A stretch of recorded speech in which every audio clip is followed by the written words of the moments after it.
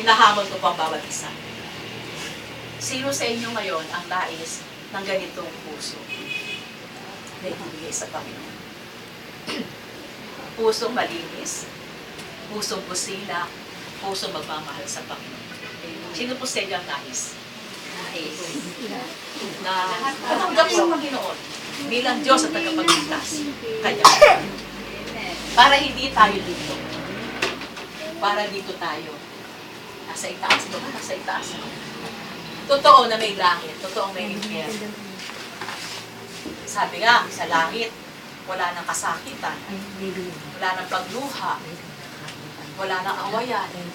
Wala na lahat. Kasi si Lord na lang, ang Diyos na lang kasama natin. Siya lang, wala na ina. Wala nang awayan, wala nang inggitan. Diba? Wala nang problema sa sambahayan. Bakit? Kasi sa langit, lahat pinapawi ng Panginoon. Kalungkutan, kasakitan, sakit at karamdaman. Kung dito, medyo beres sa kung ano nararamdaman natin. Diba? Sa totoo lang. Pagdating sa langit, kompleto tayo. Ito ba? So yan ang inaalay sa atin ng Diyos. Kasama sa buhay na walang hanggan. Ngayon, kung nais niyo yan,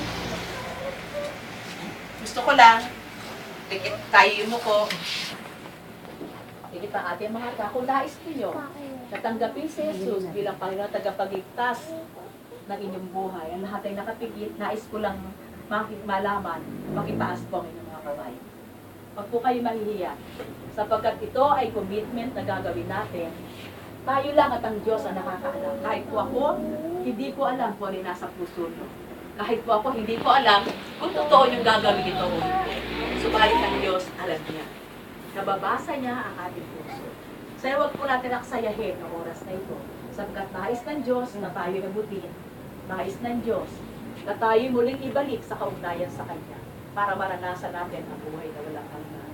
Kung yan po ang nais ninyo, sumunod po kayo sa panalangin ito. Panginoong Jesus, maraming salamat po sa pagkakataong pinagkaloob mo sa akin ngayon.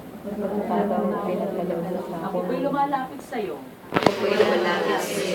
Humihingi ng kapatawaran sa lahat ng mga kasalanan na gawa ko sa iyo. Alam ko po na ako'y makasalanan. At ikaw lamang ang tanging makapagpapatawad sa akin. Patawarin mo po ako, Jesus, sa lahat ng aking mga kasalanan. Ako po'y nananampalataya sa aking puso. Na ikaw ay namatay para sa aking mga kasalanan. Na ikaw ay nabuhay na maguli. Upang bigyan ako ng buhay na walang hanggan. Na alam ko, Panginoong Jesus, na ako po ay mahal na mahal mo. Kaya sa pagkakataong ito, nais kong maranasan ang pag-ibig na yan sa aking buhay. Kaya sa oras nito, binubuksan ko ang aking puso sa iyo.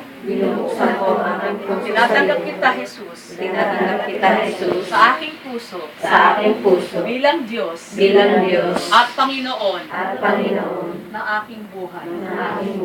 Mula po ngayon, ikaw na po ang maghari sa aking buhay. Tulungan mo po ako, na masunod kita, at ang iyong kalooban, sa aking buhay. Na ikaw ay aking paglingkuran, ng buong puso, ng buong lakas, at ng buong kaisipan. Marami pong salamat, Jesus, sa kapatawaran, at sa buhay na walang hanggan. Amen. Amen. Amen. Palapakan niyo